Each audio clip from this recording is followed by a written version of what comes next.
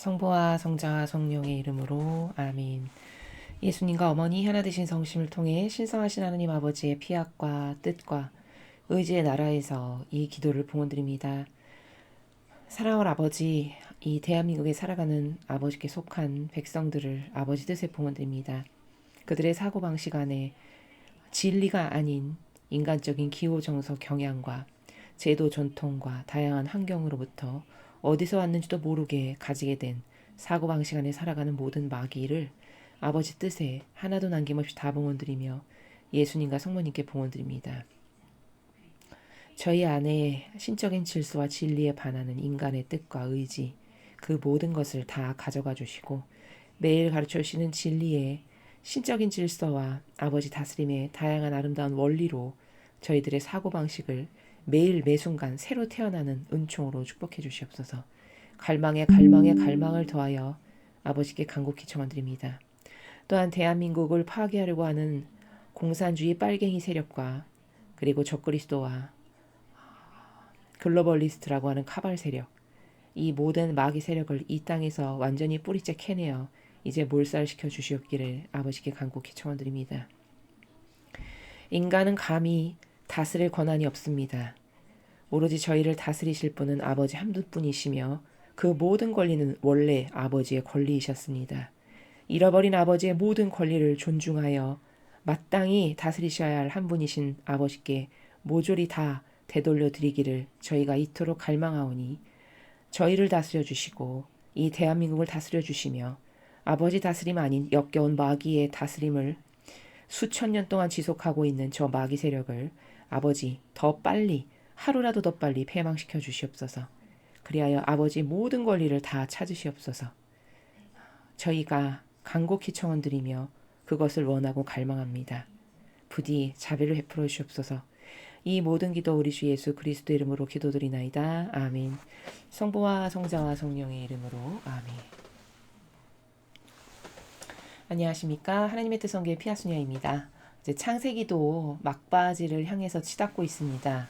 오늘 여러분께서 이제 49장의 내용을 학습하실 텐데요. 어떤 내용인지 여러분들과 함께 본문을 읽고 하나하나 살펴보도록 하겠습니다.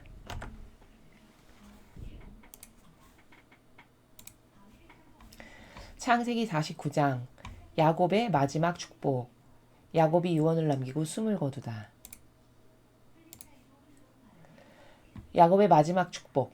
그 후 야곱은 유언을 남기려고 아들들을 불렀다. 모두들 모여라.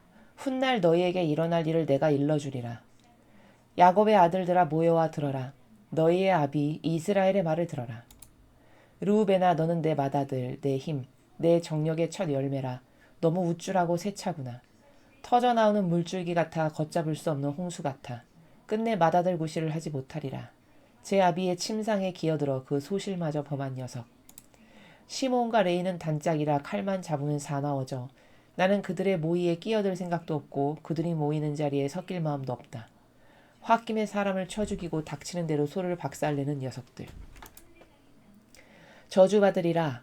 화가 나면 모질게 굴고 골이 나면 잔인해지는 것들.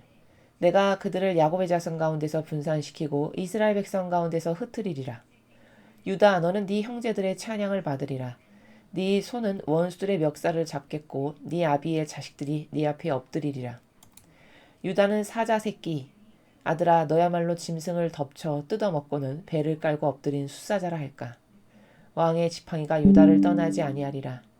지휘봉이 다리 사이에서 떠나지 아니하리라. 참으로 그 자리를 차지할 분이 와서 만백성이 그에게 순종하게 되리라. 포도나무에 나귀를 예사로 메어놓고 고급 포도나무에 새끼 나귀를 예사로 메어두리라. 포도주로 옷을 빨고 포도의 붉은 즙으로 겉옷까지 빨리라. 눈은 포도주로 상기되고 이는 우유로 휘어지리라. 즈불론은 바닷가에 살며 배가 쉬는 항구가 되고 그의 경계는 시돈에 이르리라. 이사갈은 힘센 낙이 양 우리 사이에 엎드려 있으며 쉬기 좋아하고 제 고장 아름다운 줄만 알다가 어깨를 디밀고 억지로 짐이나 지는 일꾼이 되었구나. 다는 이스라엘 어느 지파 못지않게 제 백성을 다스리리라. 다는 길가에 숨어있는 뱀, 오솔길에서 기다리고 있는 독사라. 말발굽을 물어 말 탄 사람을 뒤로 떨어뜨린다. 주님이시여 나 주님의 구원을 기다립니다. 가드는 적군의 침입을 당하겠으나 그 침입자의 뒤통수를 치리라. 아셀은 먹을 것이 넉넉하여 왕에게 진상하리라. 납달리는 풀어놓은 암사슴, 아양 떠는 소리 요란하구나. 요셉은 열매가 주렁주렁한 가지, 샘가에 늘어진 열매가 주렁주렁한 가지, 담장 넘어 뻗어가는 가지라. 사람들이 활을 쏘며 무섭게 다그쳐 몰려왔다가 활은 꺾이고 팔마다 힘줄도 끊어졌다. 이것은 야곱의 강하신 이의 팔이 하신 일, 이스라엘 목자의 이름으로 이룩된 일이다. 너를 돕는 네 아비의 하느님께서 하신 일, 너에게 복을 내리시는 전능하신 하느님께서 하신 일이다.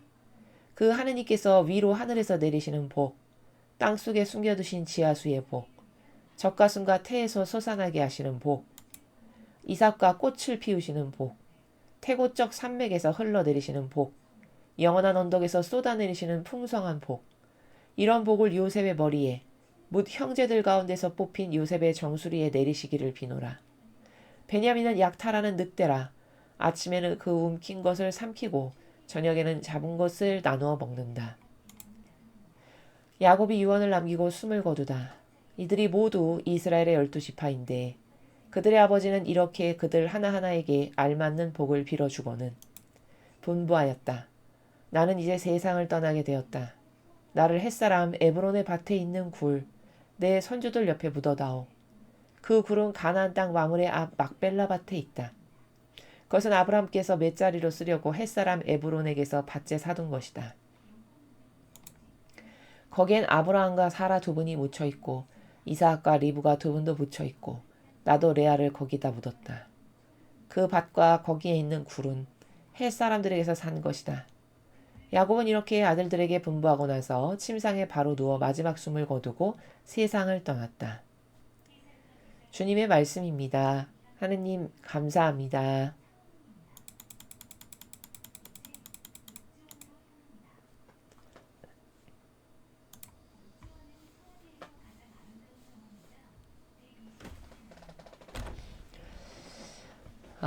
이제 49장, 창세기가 50장까지 있는데요. 이제 한 장만을 남겨두었는데요. 오늘 이제 49장에서 야곱이 이제 세상을 떠나는 그 떠나기에 앞서서 자신의 그 자녀들에게 그 각각의 자녀에게 맞게끔 이제 축복을 해주고 그리고 이제 이 지상 생활을 마치는 그런 장면입니다.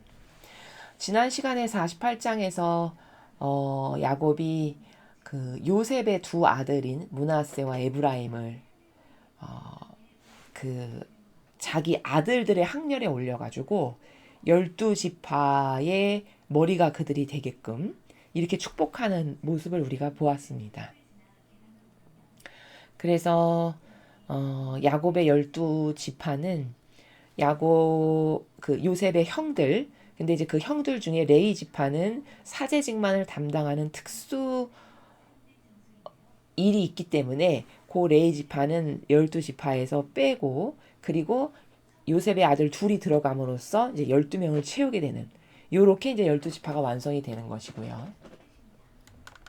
그러면 아버지는 왜 그렇게 12지파를 요셉의 아들들을 넣어서 12지파를 완성하셨을까라는 점. 다른 아들은 하나도 그런 게 없는데 요셉만 유일하죠. 그것은 이제 요셉의 공로 때문인데 요셉이 수많은 역경과 고통 가운데에서 자기 아버지와 형들을 결국 그 기근으로 죽을 뻔한 가나안 땅에서 이집트로 불어내어 가지고 살 수 있게끔 하는 역할을 매개체적 도구적 역할을 요셉이 결국 하게 된 거죠. 그 요셉의 공로를 하느님께서 인정하셔가지고 요셉의 아들 둘이 그 형들의 학렬에 들게 해서 12지파의 머리가 되게 하는 이거는 엄청난 축복입니다. 이제 그런 축복으로 아버지께서 화답을 해주시는 요셉의 한평생의 고생에 보답을 하시는 보상을 해주시는 이런 아버지를 우리가 또 지난 시간에 볼 수가 있었죠.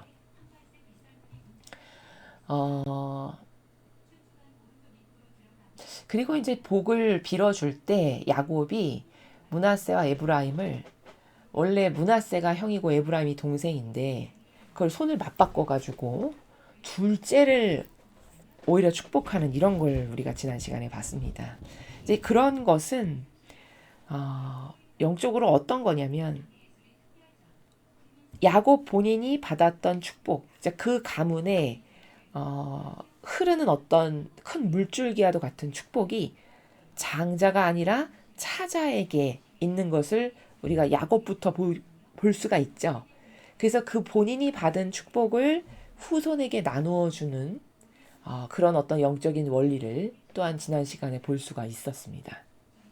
자, 이제 오늘 49장은 야곱의 마지막 축복인데요. 여기 보면 12시 8을 일일이 하나하나 다 다르게, 그쵸? 야곱이 축복을 해줍니다. 근데 지금 이거는 영적으로 어떻게 이 일을 보는 것이 올바른 관점이냐면, 이거 사람이 이렇게 외워서 못하는 거죠, 그쵸? 아니, 내가 아들이 12명이나 있는데 12명을 다 다르게 말을 꾸며서 하려고 해도 이렇게 할 수가 없죠. 이거는 당연히 지금 하느님 아버지께서 야곱이라고 하는 영혼 안에서 아버지가 축복하시는 겁니다. 말은 야곱이 하고 있지만, 그래서 아버지의 도구적 역할을 지금 야곱이 하고 있다. 그래서 야곱 안에서 하느님께서 일일이 축복을 하시는 거다. 각각의 영혼들에게 걸맞게끔. 이런 원리를 볼 수 있고요.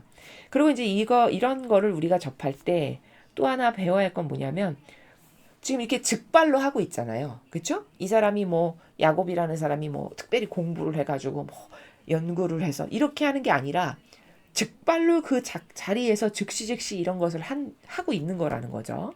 그런 것은 이게 인간적인 어떤 노력을 해가지고 되는 것이 아니고, 하느님께서 저 영 안에서 함께 사시는 게 구현이 되었을 때나 저런 일이 가능한 거다라는 것은 이제 누누이 과거에서부터 창세기를 배울 때 제가 말씀을 드렸던 내용이고, 그렇다면 내 안에서도 저렇게 아버지의 뜻이 자유자재하게 모든 것을 다 이루실 수 있는 내가 충직한 도구요 매개체가 되려면, 매 현순간 내 기호를 따르는 것을 내가 완벽하게 끊어버린다.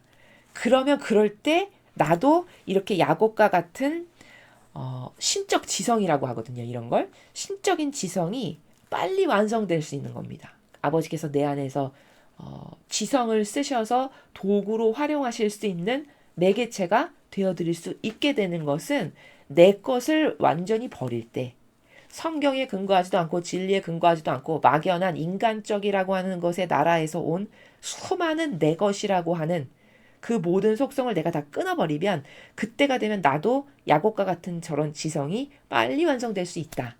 이런 것을 우리가 이 챕터에서 반드시 배워야 될 중요한 내용이고요. 그리고 아버지께서는 이렇게 창세기를 보면 이렇게 특별히 어떤 영혼을 차지하셔서 그 안에서 일하시는 걸 우리가 지금 보고 있지 않습니까? 아브라함 안에서도 그러하셨고 일하셨고, 그 다음에 이삭은 특별히 하느님께 뭐 잘해드린 것이 없었어요. 그냥 아브라함의 복을 이어받아서 살았던 사람이지, 그냥 우물 몇 개 파고 제사 몇 번 드린 게 다였죠, 일평생.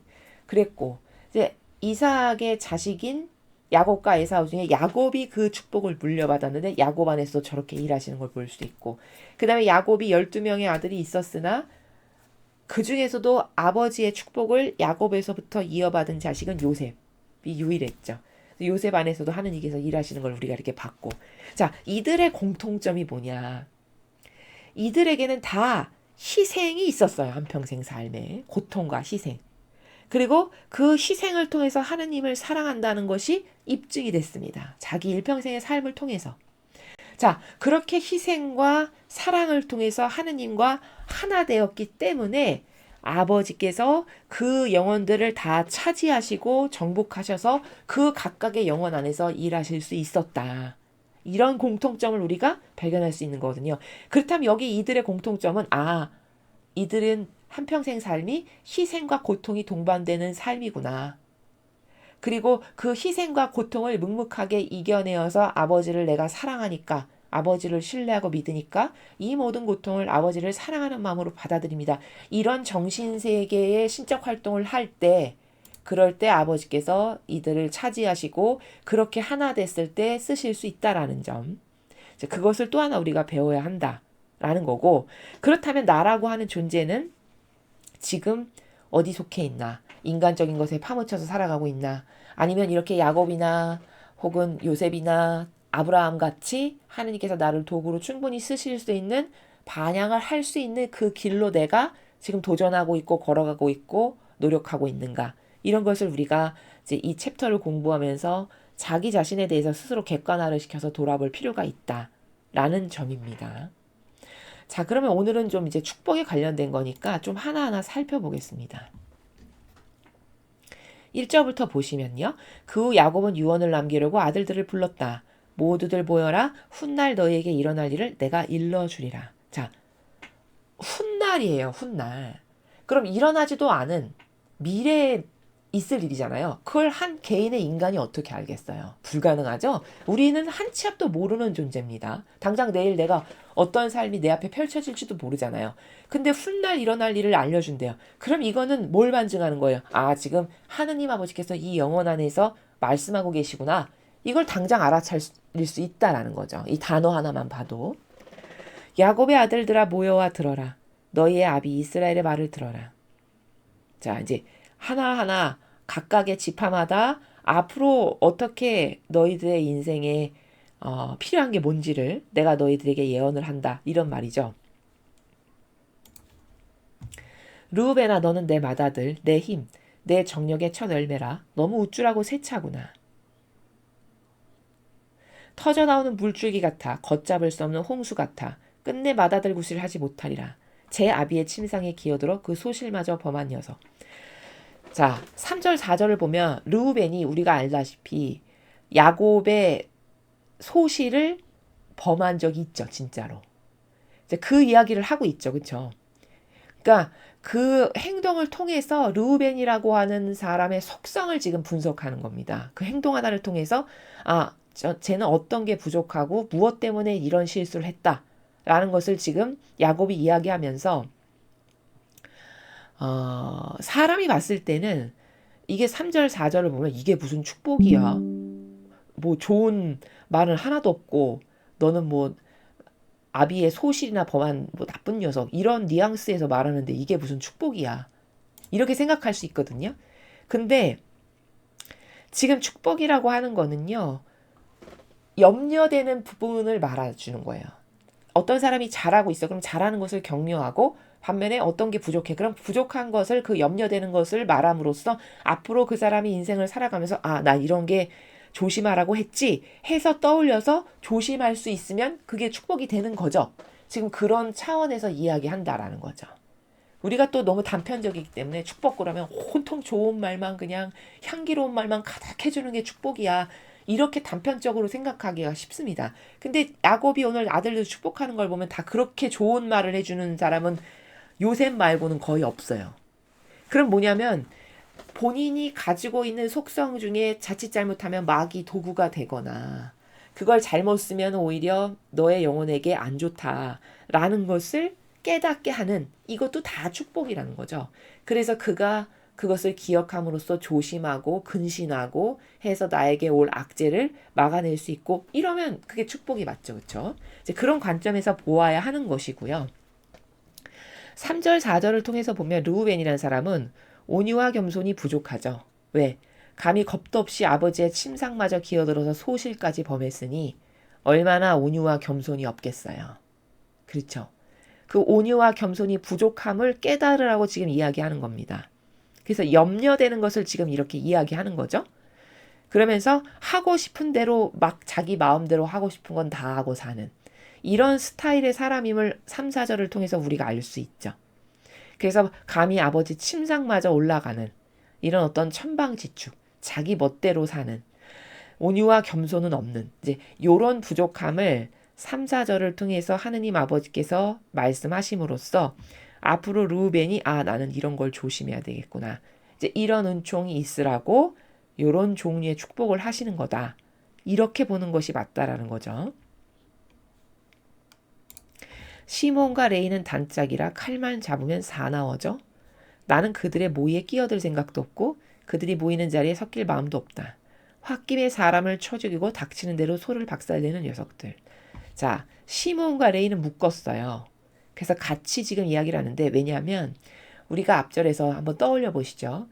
그 누이가 하나 있었죠. 이들에게. 그 누이가 하나 있었는데 그 누이가 겁탈당하는 사건이 일어나잖아요. 기억나시죠?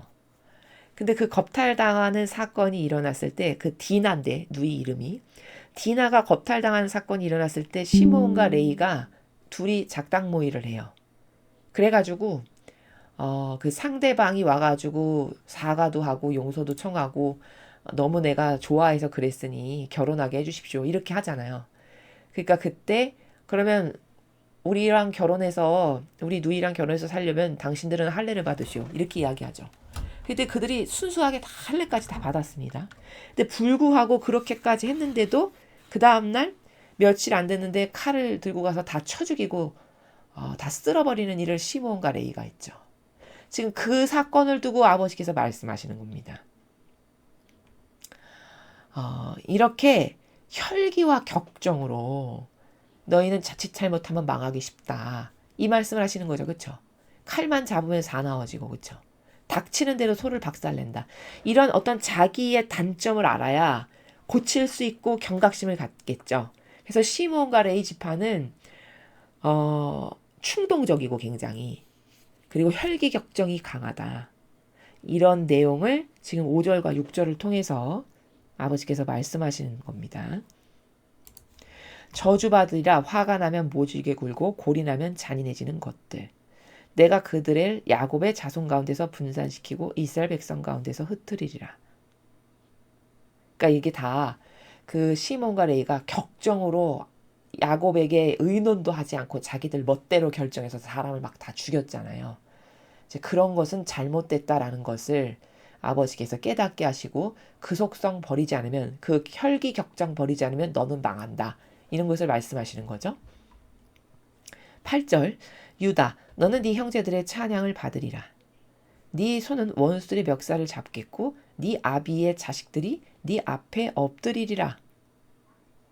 축복이에요. 유다는 굉장히 긍정적으로 말씀하셨어요. 여기 근데 하나 주목할 게 뭐냐면 8절에 네 손은 원수들의 멱살을 잡겠고 이렇게 말씀하셨어요. 이게 뭐냐면 유다 지파, 즉 유다가 갖고 있는 속성적 특징이 뭐냐면 정의가 살아있다는 거예요.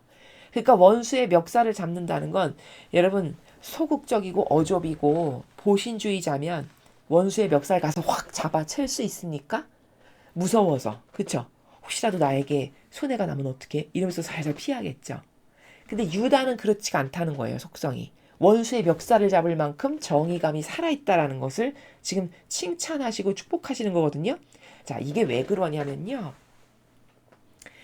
우리가 앞에서 그 형들이 아직 요셉을 몰라봤을 때 너 여기 막내 동생만 놔두고 니네들을 다 가라. 막내 동생에서 그 짐에서 그 은잔이 나왔잖아요. 내 은잔을 훔쳤으니 쟤는 여기다 남겨놓고 너희들은 다 양식을 가지고 돌아가라. 이렇게 하니까 그때 누가 나서서 제가 남겠습니다. 저를 놔두시고 동생을 보내주십시오. 이걸 누가 했냐? 그때 유다가 나섰어요. 기억나시죠? 자, 바로 그 부분이 아버지가 유심히 보신 거예요. 그러니까 유다 지파의 시초가 된 머리가 된 저 유다라는 사람은 굉장히 정의가 살아있는 거죠. 왜냐하면 형인 르우벤도 있었는데 르우벤은 나서서 내가 남겠습니다. 나를 볼모로 잡고 내 동생들은 다 보내주십시오. 이런 걸 안 했어요. 근데 유다는 네 번째 아들이거든요. 근데 넷째인데도 불구하고 유다가 선뜻 나서서 막내 동생 안 가면 우리 아버지는 죽습니다. 그 위에 있던 동생도 이렇게 사고를 당해가지고 죽어서 아버지가 엄청 슬퍼하시는데 쟤마저 죽으면 어떻게 되겠습니까? 차라리 제가 남겠으니 저를 잡으시고 다 보내주십시오. 이렇게 자원해서 그때 나섰단 말이죠. 이게 뭐냐? 이게 올바른 결기고 올바른 정의죠. 바로 그 올바른 결기와 정의를 아버지께서 그때 딱 보신 겁니다. 그리고 쟤는 축복받을 만해. 아주 속성이 괜찮은데? 이렇게 생각하신 거죠. 그래서 여기 바로 그 속성을 칭찬하시기를 원수들의 멱살을 잡겠고가 바로 그 뉘앙스의 나라예요. 이해되셨죠? 자, 그 다음 보면은 계속 유다를 칭찬하세요. 축복하시기를 유다는 새끼 사자 아들아 너야말로 짐승을 덮쳐 뜯어먹고는 배를 깔고 엎드린 숫사자라고 할까. 자, 이게 남성이잖아요. 지금 남성을 숫사자에 비유하는 거는 굉장히 칭찬이에요. 축복이고, 다시 말해서 용맹함을 높이 사신다는 거거든요. 다시 말하면 정의를 행하는 데 있어서 사나운 사자 새끼와도 같이 너는 정의를 행하는 데 있어서 용맹하다. 내가 그 속성을 축복한다. 이런 말씀을 구절과 같이 비유로 말씀하시는 거라는 거죠. 이해가 되셨죠? 자, 그렇게 말씀하시고 그 다음 10절을 보니까 왕의 지팡이가 유다를 떠나지 아니하리라. 지휘봉이 다리사에서 떠나지 아니하리라. 참으로 그 자리를 차지할 뿐이어서 만 백성이 그에게 순종하게 되리라. 와, 유다 지파는 엄청난 축복을 받은 지파인 게, 지금 지휘봉이 다리사에서 떠나지 아니한다는 거는, 지휘봉은 지도자를 상징해요. 지휘봉은 말단 사람이 들고 있는 게 아니라 지도자, 리더가 들고 있는 게 지휘봉이죠. 다시 말해서 지휘봉이 다리사에서 떠나지 않는다는 건 이 가문에서, 이 지파에서 왕이 난다는 거예요. 그쵸? 근데 그 왕 중에 왕, 참으로 그 자리를 차지할 뿐이어서 만 백성이 그에게 순종하게 되리라. 누굽니까? 예수님이세요. 즉 예수님이 유다 지파에서 탄생하실 것을 벌써 예언하시는 거예요. 이 유다를 축복하실 때. 지금 이게 창세기인데, 그러니까 예수님 오실 것을 창세기 때부터 이렇게 예언하신 겁니다. 근데 그 예수님이 오시는 그 위대한 축복을 유다 지파가 받게 된 거예요. 이해되시죠? 엄청난 축복이죠. 근데 그 축복을 왜 주셨을까? 유다가 반영하는 걸 딱 보니까 저건 용맹한 것이 왕다운 기상을 갖고 있어. 여러분, 왕인데 조금만 자기에게 위협이 다가오는 것 같으면 이거 벌벌벌 떨면서 막 뒤주뒤에 숨고 이래. 이거 왕으로서의 자질이나 깜이 됩니까? 안 되죠. 근데 유다는 자원해서 자기가 나섰어요. 그때. 이 남의 나라에서 잡혀서 포로로 영원히 살 줄도 모르고 여기서 살다 죽을 줄도 모르는데 그런 거 생각 못 했을까요? 그렇지 않죠. 근데 자기가 마지도 아닌데 거기서 누구 자기더러 야 네가 나서 이렇게 한 사람도 없는데 자원해서 자발적으로 나섰어요. 그건 뭐냐면 그 영혼의 속성 안에 훌륭한 정의가 살아있는 거거든요. 그럼 그렇게 훌륭한 정의가 살아있다는 건 왕감이죠. 그래서 유다 지파에서 온 만 백성을 다스릴 왕이 나시리라. 이런 엄청난 축복과 예언을 듣게 되는 겁니다. 자, 이래서 제가 사람이 어떤 근성과 속성을 갖고 있는지는 무지무지 중요한 거다. 그리고 하나님은 평상시에 그런 걸 유심히 보세요. 어떤 작은 반향 하나 할 때, 유다도 그때 반향했을 때 자기가 이런 근성과 속성을 가지고 있어서 하나님께서 나를 예뻐하실 거야. 뭐 이런 거 알고 했을까요? 절대 몰랐겠죠. 의도된 게 아니었잖아요. 그냥 올바른, 올곧음, 바른 거, 이런 것을 좋아했고 그게 옳으니까 그걸 자기가 자원한 거거든요. 그러니까 우리도 평상시에 어떤 근성을 하느님께서 사랑하시고 좋아하시는가를 잘 알고 그런 근성에 도전할 줄 아는 사람이 되어야 된다는 거죠. 그런 근성을 가질 줄 아는 사람이 되어야 된다는 겁니다. 자, 그 다음에 11절. 포도나무에 나귀를 예사로 메어놓고 고급 포도나무에 새끼 나귀를 예사로 메어두리라. 포도주로 옷을 빨고 포도의 붉은 즙으로 겉옷까지 빨리라. 이게 무슨 축복이냐면, 자, 포도나무에 나귀를 예사로 메어놓고, 이 포도는 축복을 상징하거든요. 축복. 그래서 왜 포도주가 등장하잖아요. 그 잔치 때 마시는 그 축복의 상징이에요. 그래서 축복의 상징인데 그 축복의 상징인 포도나무에 나귀를 예사로 메어놓고, 나귀라는 거는 어떤 재산이나 재물을 뜻해요. 그러니까 풍요하다는 거죠. 나귀를 메어놓을 만큼.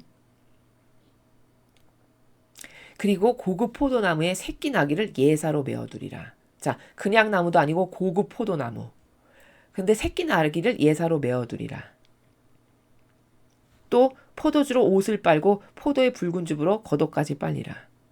그러니까 이것은 이렇게 풍요가 넘쳐서 풍요롭게 잘 먹고 잘 살 거다라는 것을 축복하시는 거예요. 포도주로 옷을 빨 만큼 풍요가 넘친다라는 것을 예언하시는 그런 내용이죠. 눈은 포도주로 상기되고 이는 우유로 희어지리라.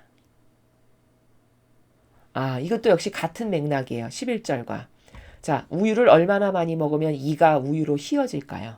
얼마나 많이 우유를 먹으면 우유 색깔처럼 이빨이 하얘지겠어요. 그쵸? 그 정도로 많이 먹는다는 거죠. 다시 말하면. 눈이 포도주로 상기된다는 건 그렇게 포도주를 얼마나 많이 먹으면 눈이 상기될 만큼. 그러니까 이런 것은 다 풍요, 넉넉함의 상징, 그런 풍요와 넉넉함을 너는 받게 될 거다라는 예언 말씀이라는 것이죠. 즈불론은 바닷가에 살며 배가 쉬는 항구가 되고 그의 경계는 시돈에 이르리라. 이거는 어떤 즈불론 지파는 토지의 풍요가 있을 것을 이렇게 말씀하시는 거고요.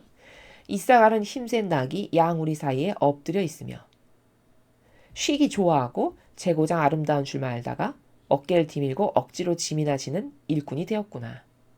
자, 14, 15절은 이사갈을 축복하시는데 쉬기 좋아하고, 그러니까 편한 걸 좋아하는 거죠. 일하기보다. 그리고 지 고장 아름다운 줄만 알다가, 자기 고장 아름다운 줄만 알다가는 이런 나라예요. 자신의 어떤 정서를 고집하는. 여기가 최고야. 우리 집이 최고야. 우리 고장이 최고야. 뭐 이런 거 있잖아요. 그런 자기 정서를 고집하는 그런 줄만 알다가 어깨를 디밀고 억지로 짐이나 지는 일꾼이 되었구나. 그러니까 헛 힘만 쓰고 살아갈 가능성이 높다. 라는 것을 지금 이사갈에게 예언하시는 거예요. 그러니까 너는 조심해라. 넌 이렇게 쉬는 것만 좋아하고 헛힘만 쓰다가 허무하게 끝날 수도 있으니까 이런 너의 속성을 조심해라. 경계해라. 이런 거죠. 다는 이스라엘 어느 지파 못지않게 제 백성을 다스리리라. 다는 길가에 숨어있는 뱀, 오솔길에서 기다리고 있는 독사라. 말발굽을 물어 말 탄 사람을 뒤로 떨어뜨린다. 자, 단 지파는 특징이 뭐냐면 길가에 숨어있는 뱀이에요. 그러면 숨어있다가 나타난다는 건 속이는 거잖아요. 그렇죠? 또 오솔길에서 기다리고 있어, 독사가. 기다리고 숨고 이런 건 다 뭐냐? 남을 속이는 속성이 있다는 거예요. 근데 속이는 게 물론 나쁜 거지만 어느 지파 못지않게 백성을 다스린다고 했죠. 속이는 자인데 다스린다? 그러니까 남을 어느 정도 속여가면서 풍요롭게 사는 요런 속성. 그래서 어느 정도 다른 지파 못지않게 자기 백성 정도는 다스리고 살 수 있는 요런 속성을 16과 17절에서 단지파를 두고 말씀하시는 거고요. 주님이시여 나 주님의 구원을 기다립니다. 가드는 적군의 침입을 당하겠으나 그 침입자의 뒤통수를 치리라. 침입을 당하긴 하겠지만 그래도 뒤통수를 칠 만큼 어떤 지략도 있고 싸울 수도 있고 이런 힘이 있다라는 거네요. 아셀은 먹을 것이 넉넉하여 왕에게 진상하리라. 아셀 지파는 좀 어떤 먹는 것에 있어서 넉넉하게 축복을 해주실 거다. 그러니까 너는 그것을 가지고 왕에게 진상도 하면서 이렇게 살아갈 수 있게 될 거다. 이런 나라고요. 납달리는 풀어놓은 암사슴 아양 떠는 소리 요란하구나. 그러니까 그 아양을 떤다. 이거는 이런 거죠. 왜 우리가 세상적 표현을 좀 차용하면 저 사람 잔머리가 잘 돌아가 이런 말 들어보셨죠? 잔머리를 잘 써. 그게 물론 지혜와 슬기는 아닌데요. 절대 영적인 나라에서. 그래도 그런 어떤 잔머리 돌아가는 걸로 자기 삶을 영위한다고 할까요? 약간 그런 속성을 지금 납달리를 놓고 아양 떠는 소리가 요란하구나가 이제 그런 나라로 비유적으로 말씀을 하시는 거죠. 22절 요셉은 열매가 주렁주렁한 가지, 샘가에 늘어진 열매가 주렁주렁한 가지, 담장 넘어 뻗어가는 가지라. 그러니까 요셉은 여기 다 뭐 열매라는 말이 있고 뭐 주렁주렁하다, 뻗어가는 가지 이렇게 표현하시죠. 이건 다 뭐냐면 하는 일마다 잘 된다는 거예요. 쉽게 말하면 하는 일마다 열매를 다 맺게 된다라는 거죠. 그 정도로 풍요한 어떤 축복, 뭐든지 손만 대서 하면 다 잘 되는 이제 그런 축복을 말씀하시는 거고, 사람들이 활을 쏘며 무섭게 다그쳐 몰려왔다가 활은 꺾이고 팔마다 힘줄도 끊어졌다. 이것은 야곱의 강하신 이의 팔이 하신 일, 이스라엘 목자 이름으로 이룩된 일이다. 그러니까 요셉을 못 살게 굴고 죽이고 어떻게 꺾어버리려고 마귀가 다가왔다가도 힘줄마저 끊어진대요, 팔에. 근데 그걸 누가 아시냐? 하느님께서 그렇게 보살피시면서 요셉을 축복하신다는 거죠. 그래서 하느님께서 보살피심을 이렇게 말씀하시고 있고요. 너를 돕는 네 아비의 하느님께서 하신 일. 자, 말씀하시잖아요. 너를 돕는 네 아비의 하느님께서 그렇게 하신다고. 그쵸? 너에게 복을 내리시는 전능하신 하느님께서 하신 일이다. 당연히 하느님께서 돌보시는 거죠. 그 하느님께서 위로 하늘에서 내리시는 복, 땅속에 숨겨두신 지하수의 복, 적과 순과 태에서 솟아나게 하시는 복, 이삭과 꽃을 피우시는 복, 태고쪽 산맥에서 흘러내리시는 복, 영원한 언덕에서 쏟아내리시는 풍성한 복, 이런 복을 요셉의 머리에 뭇 형제들 가운데서 뽑힌 요셉의 정수리에 내리시길 비노라. 아, 어마어마한 축복을 받습니다. 그렇죠? 이게 다 뭐냐면 지금 아버지께서 요셉을 이렇게 많이 축복하시겠다라는 건데, 이거는 다 왜냐? 요셉이 하느님의 일을 여태까지 도와드렸잖아요. 아주 충직하고 충실했죠. 일평생 그 어린 나이 17살에 억울하게, 그것도 남이 아니라 피 붙인 형들한테, 형들 손에 이제 팔려 넘어가가지고 아무도 없는 타지에 가가지고 그 17 어린 나이부터 고통스럽게 누명까지 당하면서 종으로 살고 얼마나 고생을 많이 했겠습니까? 근데 그 이유가 다 요셉이 아버지 충직한 도구로서 쓰일 어떤 계획이 있으셔서 아버지께서 그렇게 하신 거잖아요. 그걸 본인이 나중에 고백도 했잖아요. 자, 그렇게 요셉이 하느님의 일을 도와드리는 충직한 도구적 역할을 아주 잘 해냈죠. 즉 12지파를 세우는 기원이 됐잖아요. 요셉을 통해서 12지파가 세워졌잖아요. 자, 이렇게 했기 때문에 이제 그 공로, 그 공을 아버지께서 값을 쳐주시기를, 요셉을 돌보시고 이렇게 이런 엄청난 풍요의 복을 네가 하느님마다 잘되고 이런 복을 내가 준다라고 약속하시는 그런 나라입니다. 제가 누누이 말씀드리지만 천상의 나라는요, 이래서 공짜가 없어요. 어떤 고통과 인내로 뭔가를 하나님을 위해서 참아받고 아버지 진리를 지키기 위해서 뭔가를 내가 했죠. 그럼 반드시 갚아주십니다. 물론 그게 지상에서 안 갚아주시고 죽고 나서 천상에서 갚아주시는 경우도 있고, 그거는 케이스 바이 케이스별로 다 다르고 우리가 자세히 알 수 없지만 어쨌든 공짜는 없어요. 그게 올바른 거죠. 공짜가 없는 게. 그렇죠? 이걸 우리가 알 수 있고요.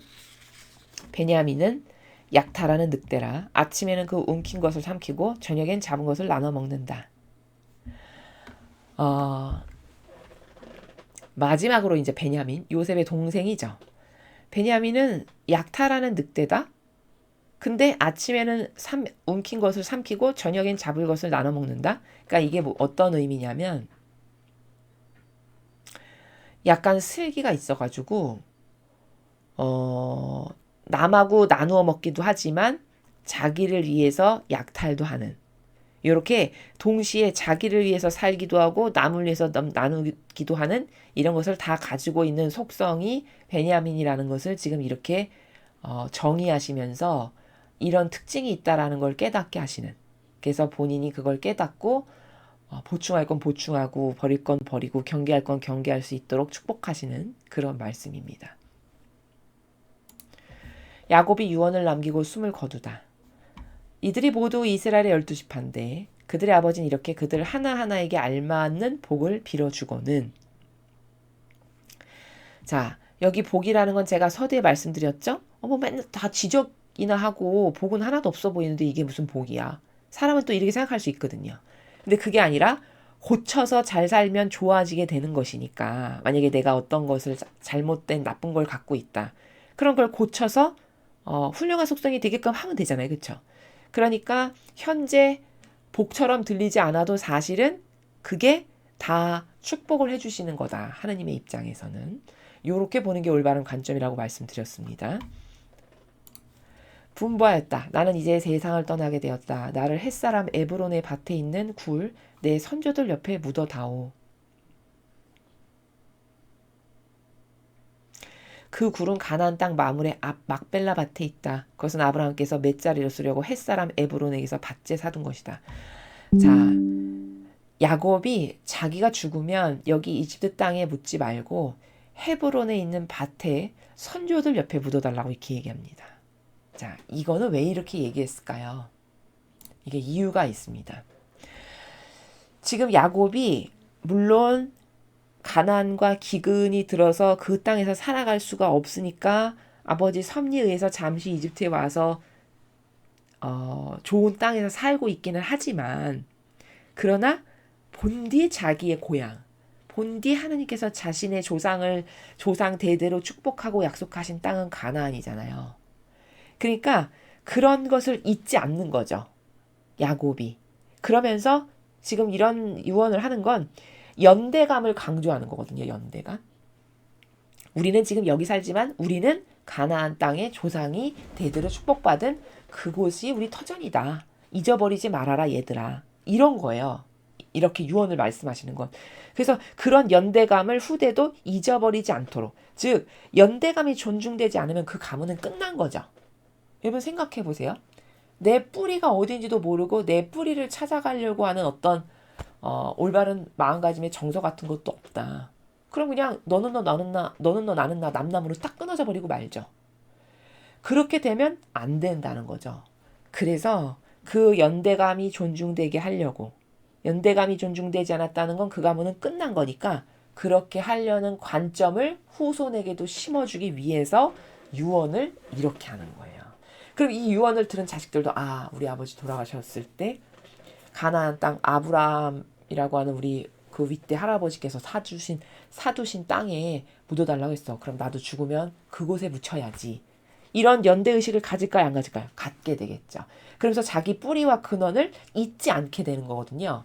바로 그것 때문에 야곱이 지금 이렇게 유언을 하는 거다라는 거죠. 거긴 아브라함과 사라 두 분이 묻혀 있고 이삭과 리브가 두 분도 묻혀 있고 나도 레아를 거기다 묻었다. 그 밭과 거기에 있는 굴은 햇사람들에게서 산 것이다. 야곱은 이렇게 아들들에게 분부하고 나서 침상에 바로 누워 마지막 숨을 거두고 세상을 떠났다.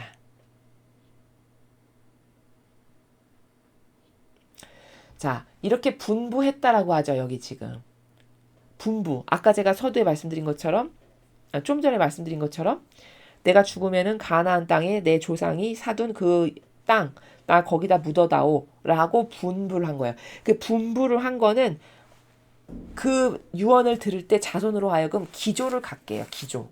거기가 우리 터전이야. 거기가 우리 뿌리야. 그게 우리 조상이야.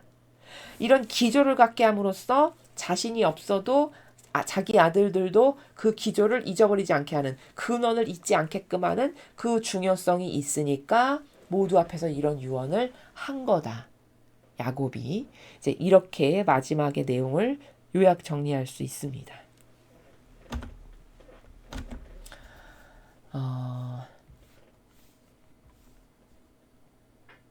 그래서 오늘 우리가 이 창세기 49장에 이제 야곱이 마지막으로 12명의 아들들을 축복하고 이제 세상을 뜨는 이런 장면을 보셨는데요. 자녀 되시는 분들은 잘 들으시기 바랍니다. 간혹 가다가 이런 질문을 하거나 그런 궁금증을 갖는 분들이 계세요. 어떤 거냐면 내 부모하고 나는 별개라고 생각하는 관점이 있다는 거예요. 그러니까 내가 여기서 별개다라고 이야기하는 건 어떤 차원이냐면, 내가 부모님에게 그렇게 굳이 잘하지 않아도 하느님한테로부터 축복을 받으면 되는 거 아닐까? 내가 하느님께 잘해드리면 하느님께서 나를 축복하시지 않을까? 그 부모님에게 꼭 그렇게 잘해야지만 내가 복을 받고 그런 걸까? 이런 궁금증 갖거나 혹은 그런 생각을 갖는 분들 굉장히 많으세요. 특히 젊은 분들 중에. 근데 여러분 그 생각이 맞는가를 지금 오늘 이 부분이 나왔을 때 여러분에게 말씀을 드리기가 참 좋은 건데, 자, 축복은 하느님께로부터 직접 받으면 되지. 내가 하느님께 열심히 하고 잘해드려서, 성실하게 사랑을 드려서. 근데 내 부모는 좀 껄쩍지근하고 그렇게 썩 마음에 들진 않아. 그러니까 그렇게 부모님한테 잘하고 그런 거는 크게 신경을 쓰지 않고 그래도 축복은 하느님께 잘하면 하느님이 내가 하느님께 잘해드렸으니까 나를 축복하시지 않을까? 여러분 이게 맞을까요? 틀릴까요? 성경의 진리에 근거했을 때 옳지 않습니다.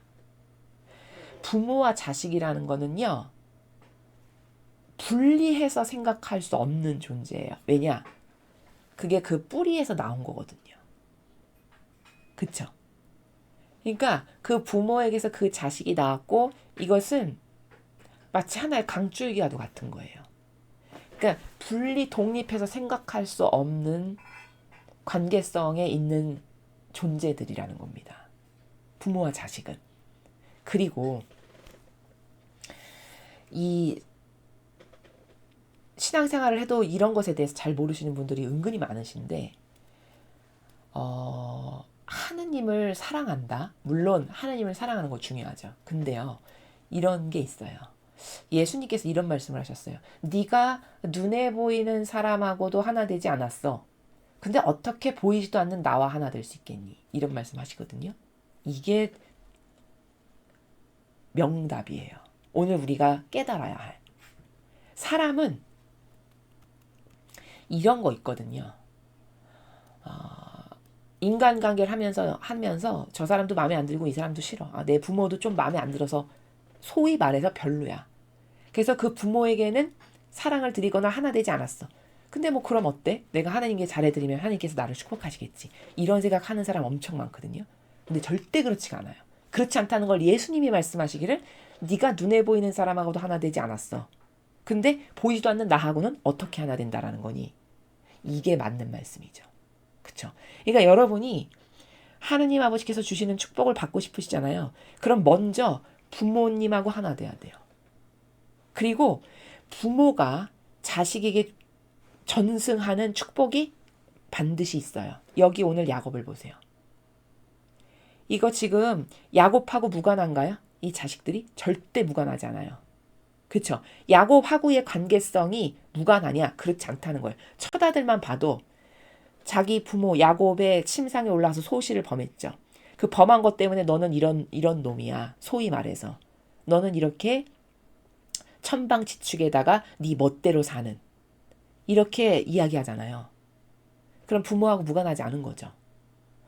즉 다시 말해서 우리가 축복을 받는다는 거는 은총을 받고 싶다. 그러면 어떻게 반영을 해야 되는 게 올바른 질서의식이냐면 이게 질서가 희박해서 그런 건데 먼저 나에게 보내주신 하나 되라고 나에게 보내주신 부모님하고 아버지 뜻을 중심으로 하나 돼야 돼요. 그게 먼저예요.